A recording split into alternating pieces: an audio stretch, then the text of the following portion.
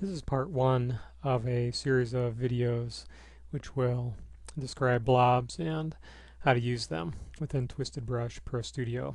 I'm using version 16.05. This first part related to blobs is just to try to describe the purpose of the blob brushes and the blob system and give an idea of what you can do with it, not necessarily how to do it. So I'm going to go kind of quick just to show a couple of very quick demonstrations of some things that it is capable of doing, and then in later videos we can talk about how to accomplish some of those things. So I've already set up a number of brushes here which are blob brushes, and I have a layer here which is already set up as a blob layer. Know that from this Alpha Smooth Loom 3 mix mode. So using this first brush, soft add, I will just create just some, at this point, just some random shape. As you notice, the more I draw on an area, the lighter it becomes. What we're doing here with the blobs is really painting with the values rather than colors initially. In TwistedBrush, we're calling this blob modeling. So we're using strictly grayscale, middle gray, and all the shading is really done by how much we're applying the paint to a certain area within our layer.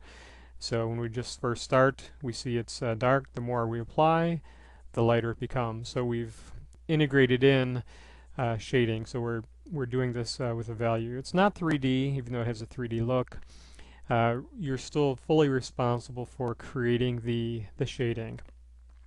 So that's just called adding the paint to your blob layer. It's creating some basic shape. Of course, the term blob is used here because often with some of the initial brushes used with the blob system in TwistedBrush, the shapes are very blob-like.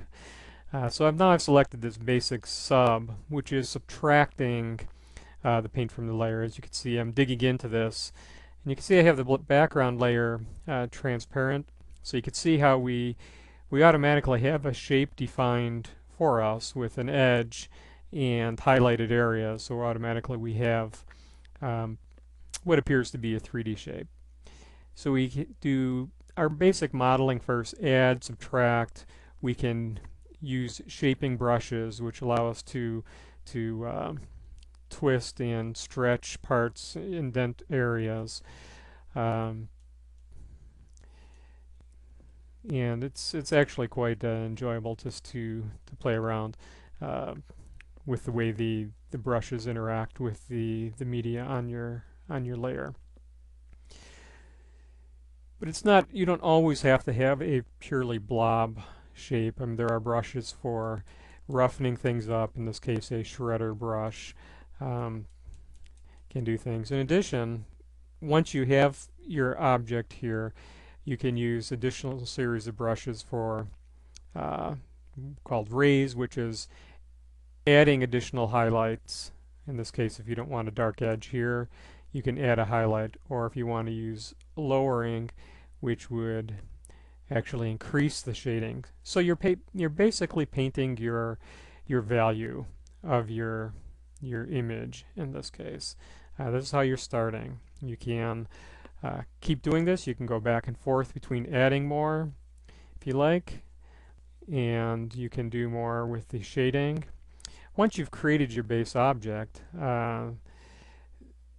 then the fun begins. You can go in and actually paint it using the blob paint tools, and it remembers and holds all the highlight information. There's a variety of different painting tools as well. In this case, I've selected one which is a speckled airbrush, which allows for speckling. And once you've even done that, you can still go back and add highlights and subtract highlights if you wish. So it's a very basic initial start.